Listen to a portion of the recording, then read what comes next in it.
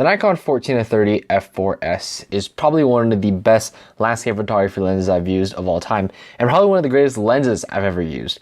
But if you're like me, you saw that Nikon came out with the 14-24mm f2.8s a few months ago, and that definitely caught your attention if you're a Nikon Z landscape photography user. So in this video, I'm going to be going over which one of these lenses would be a better fit for you and why you should choose them. So stick around, and that's what we're talking about in this video.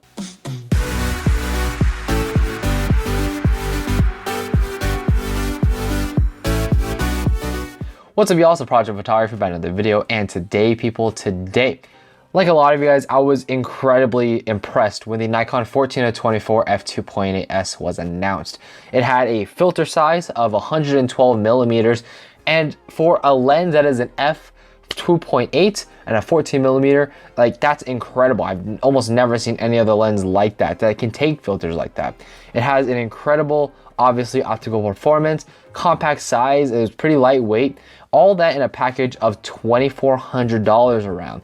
Now that's definitely way more expensive than this 14-30mm f4. This comes in around $1,300. So I'm doing a little bit of comparison and helping you guys decide which lens will be better for you to decide on when it comes to your landscape photography. So in this video, I'm mainly talking about use cases and situations for both these lenses for landscape photographers specifically, because that's what I do, landscape photography. And this is a really interesting discussion because the 14-30mm f4 definitely covers a lot of ground that about 95% of photographers are going to need. Majority of photographers are just going to pick up this lens and be happy with it. But for those 5% of you out there that will need the 2.8, this video might explain, which case scenarios will be better for having that 2.8 versus the f4, and will that extra cost be worth it to you? So first of all, both lenses are optically superb. From what I've seen from the 14-24, it's incredible corner to corner, and it's kind of the same story like this 14-30mm f4. Both of them are going to be optically superior. You're going to be shooting both of them at f8. So don't let the optical performance really deviate you from when it comes to choosing between these two lenses, because we all know both of them are going to work just fine and do exactly what you need to do. Let's talk about the 14-30mm f4 for just a second. Let's talk about the specs mainly here. The 14-30 comes in at 479 grams, has an 82mm front filter thread, 14 elements and 12 groups, 7 aperture blades, and will run you $1,296.95.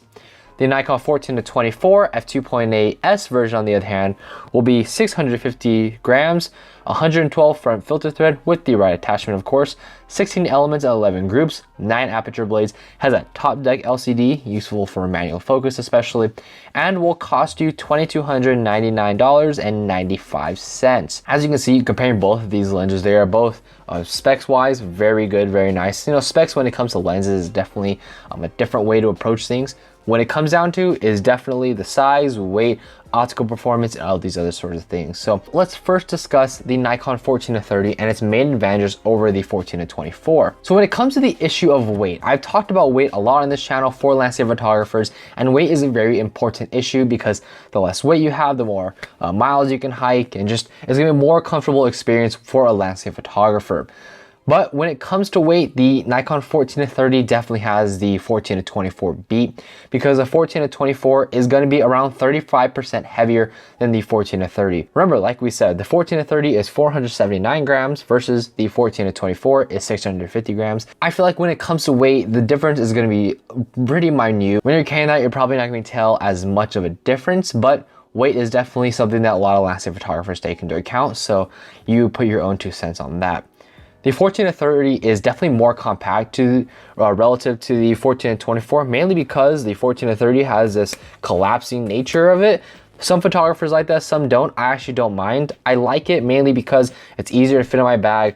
When this is on my camera, it's so much smaller and just so much more compact. It's easier to travel around with. It doesn't take up as much space.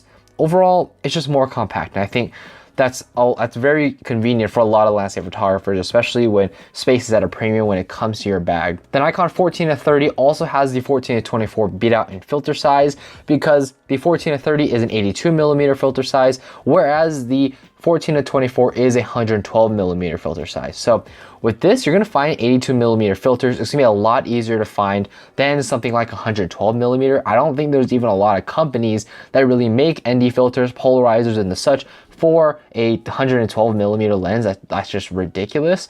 The only real way I can possibly see you using filters on the 14-24 is with square filters, at least right now, because there's not as many 112mm filters out there. And plus 82mm filters are much easier to carry around than something like an entire square filter set. You have to have the filters themselves, which are pretty big, and the filter holder, and that's just a whole thing you have to set up. With the 82mm filters, you can just pop on a filter, throw on the cap, throw it in your bag, not really have to worry about it. It's much more convenient to use. And the last advantage that the 14-30 has over the 14-24 is clearly the range. You get about 6 extra millimeters with the 14-30. Now that doesn't sound like too big of a difference, but that's the difference between 24mm and 30mm. To me, that is a little pretty significant. But if you really don't care about, that extra 6mm of range, is probably not gonna matter as much as you. But those are the 4 main advantages the 14-30 has over the 14-24. First one being weight. Second one being that the 14-30 is more compact. The filter size of the 14-30 is much more convenient, and the 14-30 has a better range over the 14-24. Let's jump right into the advantages that the 14-24 actually has over the 14-30. The main one is clearly that 2.8 is much brighter than f4 is 1 stop brighter. So what this implies is that when you're out shooting Milky Way photography, for example, f2.8 is going to make a world of a difference. That's the difference between shooting a 30-second exposure versus a 15-second exposure, getting that ISO down from 6400 to 3200. That makes a pretty big difference when shooting astrophotography. If you want that all-in-one lens and don't want to carry 2 lenses like I do, I carry a 14-30 as well as a specific astrophotography lens like a 20mm f2.8d. You want just that all-in-one, I think the 14-30 might be that lens for you. The second main advantage for landscape photographers is that top deck LCD. Man, that makes such a big difference when it comes to actually shooting landscape photography. Now, when it comes to the top deck LCD, it's gonna be really important to see, what exactly you're manually focusing in on. You can see the distance, the focus limiter scale and whatnot. With this lens, the 14-30, you don't have those controls. So when you're focusing, you're kind of just like in the dark as to where you're focusing on. Whereas the 14-24, you definitely are able to see, where you're gonna be focusing on. And for astrophotography, again, this is gonna be really important. The 2.8 versus the f4, that's only really gonna matter in astrophotography situations. And that top deck LCD, I feel like is gonna be important for almost any sort of landscape photography you do. I always manually focus for my landscape photos, and just having that top deck LCD makes my life so much better. So that comes down to the end of this video. Who should be getting the 14-30 versus who should be getting the 14-24? The 14-30, like I said, is good for about 95% of photographers. Not only is it lighter, it's more compact, it's cheaper. Like with a 14-30, if you spend as much as a 14-24, you could buy this and something like a Nikon Z6 used. That's a lot for $2,400 versus if you got the 14-24, that is just the lens. You can't get anything else with that kind of money. And in reality, for majority of photography, is gonna do just fine because I shoot my landscape photos at f8, f11 anyways. I don't really use f4 and down. When it comes to purely landscape photography, if that's just your main concern, this lens would be just fine for you.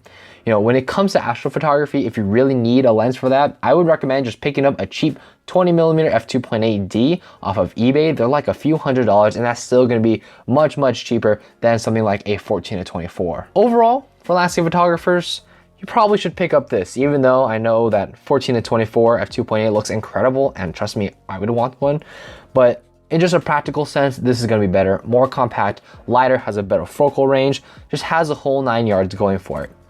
But for you other 5% of photographers out there, that 5% that does professional work mainly, that does freelance work in addition to landscape photography, and you desperately need that holy trinity of lenses, the 14-24, 24-70, 70-200, f2.8 Z lenses, then I think the 14-24 make a great addition for landscape photography. Because here's the thing, f2.8 is definitely much better than f4 for professional work. That stop of light really does make a big difference if you're shooting events and all these other type of things. And if you take that lens over into landscape photography, it's gonna do just fine. We're really nitpicking at little minute differences here.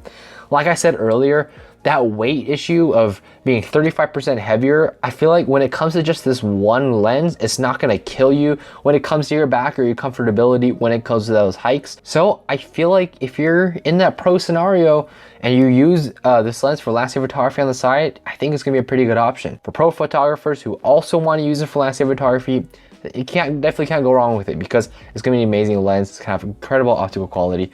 You're not gonna be disappointed. So I'll just recap this again. For 95% of landscape photographers, just get this, the 14-30 f4. It's an incredible lens. You don't really need that f2.8. But if you're a pro photographer and you happen to do landscape photography on the side, I think the 14-24 would be a good option. So let me know what you guys think about this video. Let me know what you guys think about my analysis of this. Which lens would you want? I know for sure if I could, I would want both, but pretty happy with this 14-30. It does exactly what I need, and I created some amazing images with it. So anyways, guys, that is it for me. Let me know what you think down in the comment section down below. Rate, comment, and subscribe, and I will catch you guys in the next one.